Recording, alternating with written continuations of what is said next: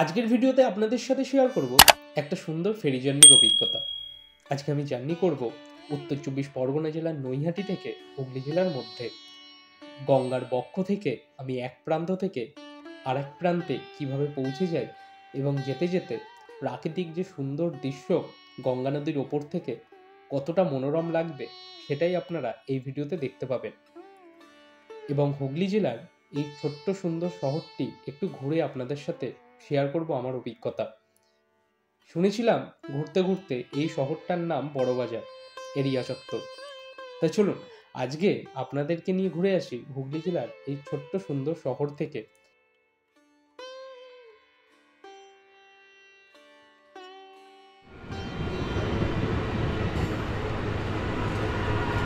বন্ধুরা, welcome back to my channel. স্বাগত জানাচ্ছি তোমাদের আরও একটা নতুন ভিডিওতে।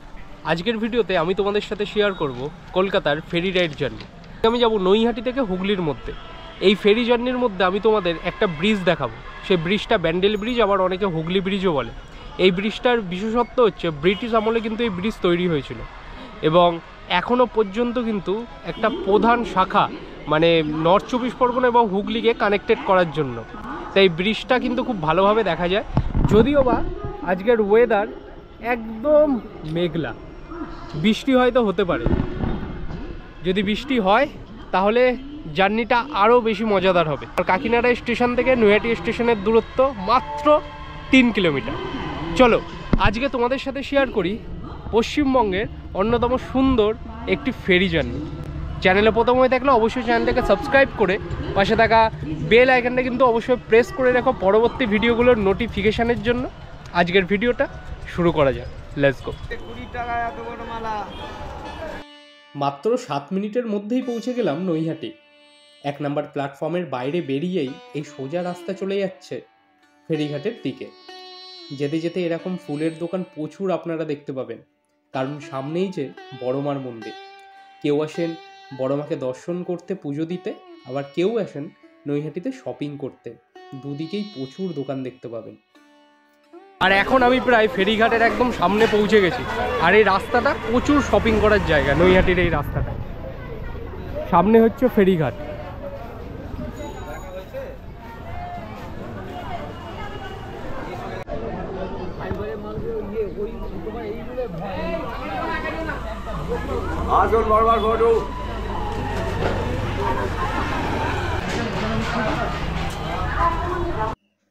নৈহাটির এই ফেরিঘাটের নাম নৈহাটি বড়মা ফেরিঘাট। যথা সময়ে 8 টাকার টিকিট কেটে উঠে পড়েছিলাম ফেরিতে।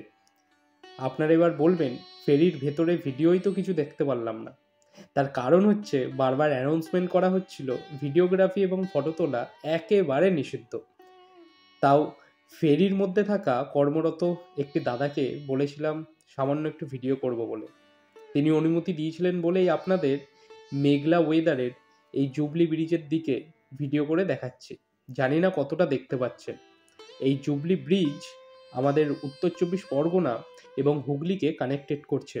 মানে নৈহাটি এবং ব্যান্ডেলের মধ্যে রেল চলাচলের একটি প্রধান সেতু, যার নাম জুবলি ব্রিজ। আবার কেউ কেউ এটিকে চিনসুরা ব্রিজও বলে থাকে। ব্রিটিশদের আমলে এই ব্রিজ তৈরি করা হয়েছিল শোনা যায়। 100 বছরের বেশি পুরনো এই ব্রিজ। আপনারা যখন নৈহাটি থেকে ব্যান্ডেলের মধ্যে যাবেন তখন এই ব্রিজের ওপর থেকেই আপনাদের যেতে হবে। এই ব্রিজ থেকেও আপনারা হুগলির ইমামবাড়া খুব সহজে দেখতে পাবেন।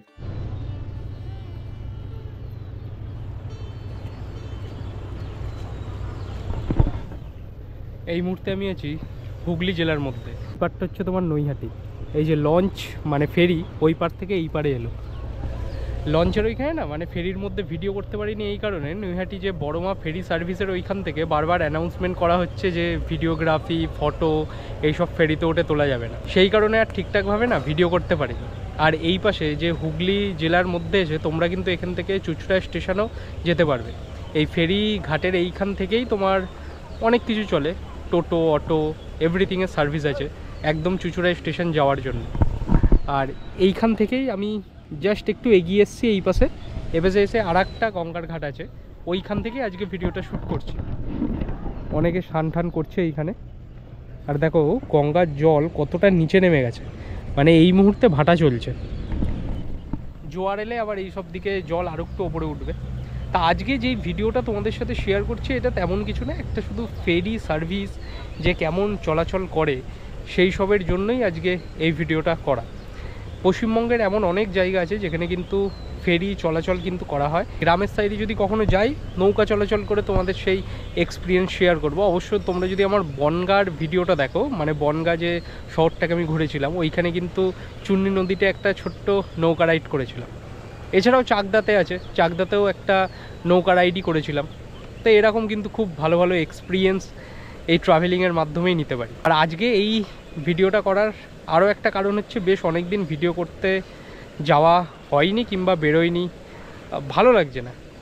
তোমাদের বলেছিলাম না কোনো একটা বড় রাজ্যে যাব, আজকে রিভিল করেই দিচ্ছি। আমি যাচ্ছি রাজস্থানে। 25 তারিখ আমার ট্রেন আছে, মানে 25শে ফেব্রুয়ারি রাত 10:55 আমার ট্রেন আছে শিয়ালদা থেকে। রাজস্থানে যাচ্ছি, টিকিট কাটা হয়ে গেছে, কবে ফিরবো তার কোনো ঠিক নেই।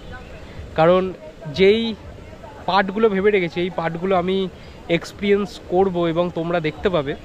মার্চ মাসের 16 তারিখ কি 17 তারিখের পর থেকে তোমরা সেই সব ভিডিও পাবে, এইটুখানি বলতে পারি। কারণ ওখানে এডিট করার টাইম পাবো না গিয়ে। এই জয়পুর থেকে ভিডিও স্টার্ট হবে, তারপর দেখা যাক কেমন কি হয়। আর শুধু একটা টেনশনে আছি, 25 তারিখ যে আমি জার্নি করব আজমির সাব এক্সপ্রেসে, প্রয়াগরাজের ওপর থেকেই যাবে। আর 26 তারিখ শিবরাত্রি, সেটাই ভাবছি স্লিপার ক্লাসে জার্নি করব, কেমন ভিড় হবে এক্সপিরিয়েন্স তোমরা দেখতে পাবে। আশা করি ভালোই হবে জার্নি, যেরকমই হোক প্রয়াগরাজ পর্যন্ত কষ্টকর হলেও পরে জার্নি ভালোই হবে। যদি এইদিকে কখনো আসো এইখানে তোমরা টাইম স্পেন্ড করতে পারবে। এবার আমি একটু হুগলির আরও একটু সামনের দিকে হাঁটতে হাঁটতে যাবো, তোমাদের বাড়িঘরগুলো দেখাচ্ছি। বহু পুরনো দিনের কিন্তু এখানে বাড়িঘরদর দেখা যায় এইখানে।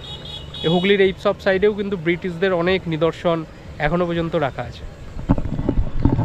কিছুক্ষণ পরেই এখান থেকেই ফেরি করে আমি আবার পৌঁছে যাবো নৈহাটি,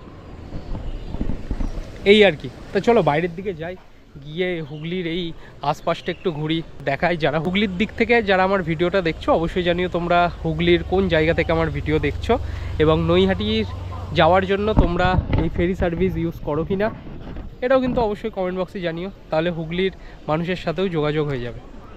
চলো বাইরের দিকে যাই।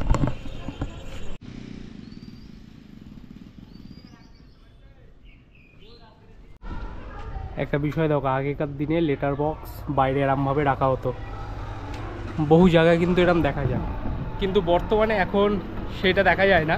আমাদের ওইদিকে ভাটপাড়ার সাইডে গেলে আবার এরকম লেটার বক্সগুলো প্রত্যেকটা বাড়িতে দেখা যায়। আগেকার দিনে মানে পোস্টম্যান যদি বাড়িতে কাউকে না পেতো, বাইরে লেটার বক্সে লেটার দিয়ে চলে যেত। এইগুলো আমাদের ওখানে এখন নেই বললেই চলে, তবে কিছু কিছু পুরনো দিনের বাড়িতে এখনও দেখা যায়।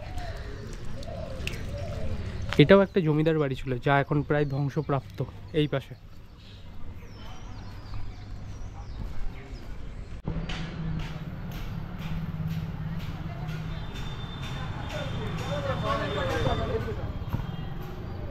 ফেরিঘাটের দিকে যাচ্ছি, কিছুক্ষণ পরেই লঞ্চ মানে ফেরি আসবে এই পারে, মানে কিছুক্ষণ পরপরই চলে, মানে আধ ঘন্টা অন্তর অন্তর ফেরি সার্ভিস এক পার থেকে আর এক পারের মধ্যে প্রায় একবার করে রাউন্ড হয়।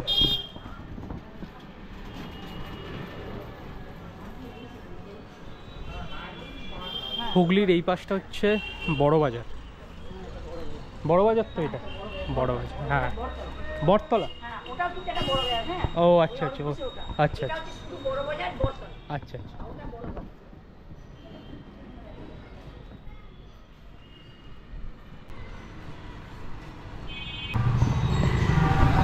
যারা হুগলি থেকে ভিডিওটা দেখছো এই এলাকার মধ্যে যদি থাকো অবশ্যই কমেন্টে কিন্তু জানিও।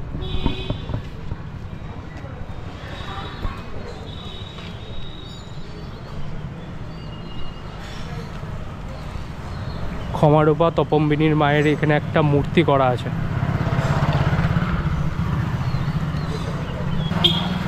আর এখানেই কিন্তু পোস্ট অফিস আছে হুগলির।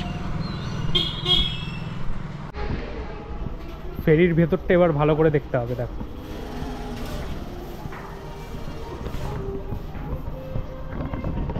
সবার আগে পৌঁছে গেছি ফেরির একদম ভেতরে। তা তোমাদের সম্পূর্ণ জার্নিটা দেখালাম যে আজকে ফেরিতে কিভাবে এলাম। যদিও বা প্রথমে সেরকম তোমাদের ভিডিও দেখাতে পারিনি, যাওয়ার টাইমে কিছুটা তোমাদের ভিডিও দেখাবো, কারণ এখন একটু ওয়েদারটা ভালো হয়েছে, রোদ উঠেছে দেখো। আর এখন ফেরি পুরোপুরি ফাঁকা দেখতে পাচ্ছ এই কারণে যে আগের ফেরিটা মিস করলাম, ওই কারণে এইটাই সবার প্রথমে উঠতে পেরেছে, সেই কারণে দেখতে পাচ্ছ একটু পরেই পুরো ভিড় হয়ে যাবে।